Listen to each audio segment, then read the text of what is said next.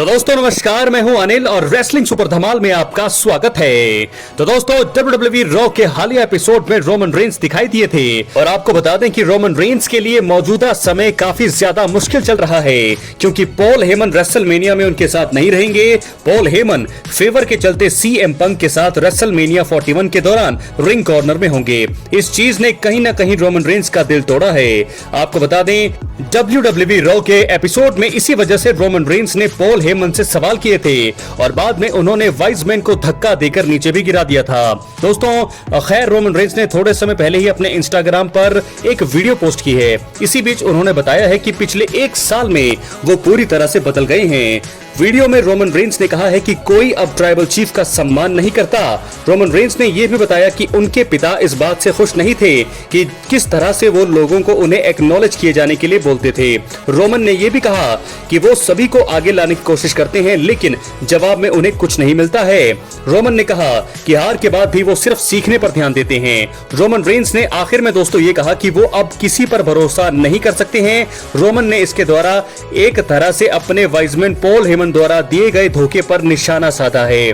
जी हाँ दोस्तों, इंस्टाग्राम पर थोड़े समय पहले ही आप जाकर के देख सकते हैं, वो वीडियो बहुत ज्यादा वायरल हो रहा है रोमन रेंस का। खैर रेसलमेनिया 41 में रोमन रेंस एक बार फिर मेन इवेंट करने वाले हैं। उनका सामना नाइट 1 में CM पंक और सेथ रॉलिंस से ट्रिपल थ्रेट मुकाबले में होगा। यह मुकाबला काफी धमाकेदार साबित हो सकता है। रोमन रेंस को फैंस का सपोर्ट है और उन्होंने पहले भी बड़े स्टेज को हेडलाइन किया है। हालांकि पिछले कुछ सालों में यह पहला मौका होगा जब रेसलमेनिया में रोमन रेंस के रिंग कॉर्नर में पॉल हेमन नजर नहीं आएंगे।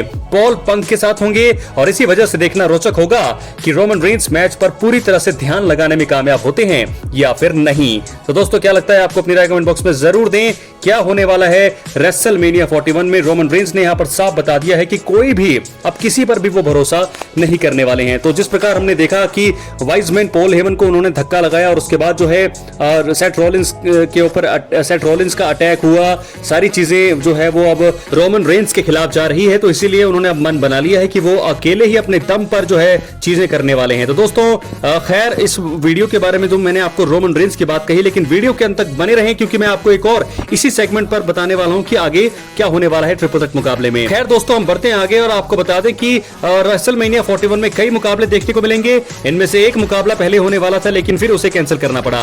दरअसल केविन ओवेंस चोटिल हो गए और उसके चलते रैंडी ऑर्टन के साथ उनका मुकाबला फैंस नहीं देख पाएंगे। वैसे ऐसा नहीं है कि सिर्फ यही साल के सबसे बड़े शो में नजर नहीं आएंगे। इस वीडियो में हम आपको उन 3 सुपरस्टार्स के बारे में बताने वाले हैं दोस्तों जिन्हें शायद रेसलमेनिया 41 में देखने का मौका फैंस को नहीं मिलेगा। सबसे पहले सैमी ज़ेन।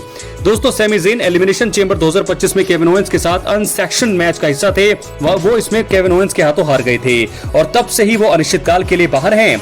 अब इस समय उनके लिए कोई स्टोरी नहीं है जिसके चलते वो वापस आए। अगर एक बार को ये मान भी लिया जाए कि वो शायद जे उसो के वर्ल्ड हेवीवेट चैंपियनशिप मैच में गुंथर को नुकसान पहुंचाने के लिए वापस आ सकते हैं, तो भी ये बात सही नहीं लग रही है।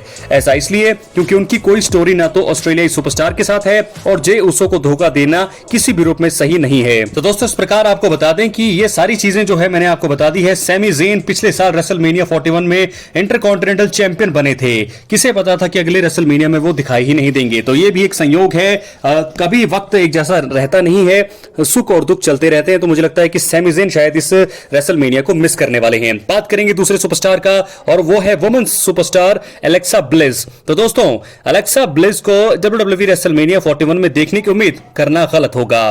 दोस्तों एलेक्सा ब्लिस ने रॉयल रंबल 2025 में वापसी की थी। 2 सालों के बाद टीवी पर नजर आई एलेक्सा ब्लिस को फैंस का जबरदस्त प्यार भी मिला था। ऐसी उम्मीद थी कि वो शायद व्हाइट 66 के साथ काम करेंगी, लेकिन फिर अंकल हाउडी को चोट लग गई। इसके चलते न सिर्फ ये ग्रुप बल्कि खुद ब्लिस को भी टीवी से दूर कर दिया गया है। अब इस समय ऐसी जानकारी सामने आ रही है कि अंकल हाउडी को वापसी के लिए मेडिकली क्लियर किया जा चुका है। ऐसे में अगर व्हाइट 66 नजर आने के लिए तैयार भी हैं तो एलेक्सा ब्लिस को बिना किसी स्टोरी के रेसलमेनिया 41 का हिस्सा बनाना बेकार होगा। तो मुझे लगता है कि ये चीज नहीं होगी। एलेक्सा ब्लिस भी मिस करने वाली हैं रेसलमेनिया 41 को। और एक तीसरी और आखिरी सुपरस्टार की बात करूंगा मैं, बेकी लिंच शायद ही अब रेसलमेनिया 41 में नजर आएंगी। दोस्तों बेकी लिंच को आखिरी बार WWE टीवी पर 27 मई 2024 को हुए रॉ एपिसोड में लिव मॉर्गन से वुमेन्स वर्ल्ड चैंपियनशिप जीतने का असफल प्रयास करते हुए देखा गया था। उसके बाद बाद से ही वो टीवी से दूर हैं और कंपनी के साथ उनका कॉन्ट्रैक्ट भी खत्म हो चुका है। उसके बाद ये कयास आए हैं कि वो जल्द से जल्द वापसी कर सकते हैं, लेकिन अब तक ऐसा हुआ नहीं है। अब देखना यह होगा कि क्या वो वापसी भी करेंगी या फिर नहीं, क्योंकि रेसलमेनिया 41 में ऐसा कोई मुकाबला नहीं है जिसमें उनके दखल की जरूरत भी हो। तो ऐसे में मुझे नहीं लगता कि वो भी अब वापसी करने वाली हैं। तो वैसे भी दोस्तों कुछ समय पहले ही इंटरव्यू दिया था बेकी लिंच ने और उन्होंने ये कहा था कि वो जो है अब शायद ही रेसलिंग करते हुए नजर आएंगी। अभी तो फिलहाल अभी के लिए तो ऐसा नहीं है, तो आगे शायद वो आए, लेकिन अभी फिलहाल रेसलमेनिया 41 से दूर ही रहेंगी बेकी लिंच। तो लेकिन क्या एक रिटर्न हो सकता है? द बीस्ट ब्रॉक लेसनर दोस्तों क्या वापसी कर सकते हैं रेसलमेनिया 41 में? तरह तरफ की अफवाहें अटकलें लगाई जा रही हैं। कोडी रोड्स ने भी मेंशन किया ब्रॉक लेसनर को। तो ऐसे में अब यह भी कयास है कि किसी न किसी मैच में वो दखल दे सकते हैं। क्या गुंथर और जे उसो के मुकाबले में वो नजर आएंगे? क्या रोमन रेंस ट्रिपल थ्रेट मुकाबले में वो नजर आएंगे? क्या कोडी रोड्स और जॉन सीना के मुकाबले में वो नजर आएंगे? लेकिन दोस्तों आपको बता दें कि बहुत सारे लोगों ने ऐसा कहा है, रिपोर्ट्स में बताया जा रहा है कि शायद पॉल हेमन ब्रॉक लेसनर को वापस लेकर के आए। ना तो सेथ रॉलिंस के फेवर के साथ होंगे वो, ना पंक और ना रोमन रेंस का साथ तो वो छोड़ चुके हैं। तो ऐसे में ब्रॉक लेसनर यहां पर आ सकते हैं, इस मुकाबले में ट्रिपल थ्रेट मुकाबले में तहलका मचा सकते हैं। तो ब्रॉक लेसनर की भी स्टोरी मुझे लगता है कि बहुत कमाल की होने वाली है। ब्रॉक लेसनर भी वापसी करने वाले हैं, रोमन रेंस पर अटैक करेंगे, फिर उसके बाद सेथ रॉलिंस पर और अंत में सीएम पंक को धराशायी करके पॉल हेमन। मुझे लगता है कि ये ट्रिपल थ्रेट जो मुकाबला हम कह रहे हैं कि रोमन रेंस जीतेंगे, सीएम पंक जीतेंगे, सेथ रॉलिंस जीतेंगे, कहीं मुझे लगता है कि नो कॉन्टेस्ट पे मुकाबला खत्म होगा, कोई भी विजेता नहीं होगा और इस मुकाबले में दखल देंगे पूरी तरह से ब्रॉक लेसनर और पॉल हेमन जाएंगे उनके साथ। तो यहां से ब्रॉक लेसनर रिटर्न कर सकते हैं, मुझे लगता है ये एक अच्छा एंगल हो सकता है। लेकिन फिलहाल ना रोमन रेंस के साथ उनकी राइवलरी पहले रही है, अभी तो कुछ ऐसा नहीं है, तो शायद ही वो आए। कोडी रोड्स के मुकाबले में भी वो आ सकते हैं, जॉन सीना कोडी रोड्स उनके मुकाबले में भी वो आ सकते हैं। जे उसो गुंथर के साथ बात की जा रही है कि गुंथर के सामने जो है उनका ड्रीम मुकाबला होगा, तो मुझे लगता है कि गुंथर को साथ वो आ सकते हैं। जे उसो जैसे ही हराएंगे तो वहां पर वो एंट्री कर सकते हैं, रिटर्न कर सकते हैं द बीस्ट ब्रॉक लेसनर। क्या लगता है आपको? अपनी राय कमेंट बॉक्स में जरूर दें। तो दोस्तों ये तो थी मैंने आपको बातें बताई कि 3 सुपरस्टार जो नहीं आ सकते हैं रेसलमेनिया 41 में, जो जिनकी कोई स्टोरी अभी शुरू ही नहीं हो सकती है, ना उनका कोई तुक बनता है आने का, और साथ के साथ एक रिटर्न के बारे में बात करी है ब्रॉक लेसनर कि वो कैसे वापस आ सकते हैं। साथ के साथ आज रॉ के मेन इवेंट में ये सब कुछ हुआ। रोमन रेंस दोस्तों जैसे ही आते हैं वो देखते हैं सीएम पंक और पॉल हेमन आपस में बात कर रहे हैं, तो ऐसे में गुस्से में वो जाते हैं रिंग के अंदर। पॉल हेमन ट्राइबल चीफ करते हुए पीछे से आते हैं और ऐसे में आपको बता दें कि रोमन रेंस रिंग में जाते हैं, पॉल हेमन माइक उनको पकड़ाते हैं, लेकिन उनको धक्का मारकर इग्नोर करके वो दूसरे माइक से बात करते हैं। तो उसके बाद बातें वो बोलना शुरू करते हैं, पॉल हेमन से सवाल करते हैं कि आखिरकार उन्होंने क्यों जो है उन्होंने सीएम पंक के फेवर को अपनाया। तो सवाल जवाब करते हुए यहां पर दिखाई दिए रोमन रेंस, लेकिन तभी जो है सेथ रॉलिंस आ जाते हैं। सेथ रॉलिंस उनको प्रोमो, बहुत ही बढ़िया प्रोमो दोस्तों, मुझे ऐसा लगा कि सेथ रॉलिंस का बहुत ही बढ़िया प्रोमो था।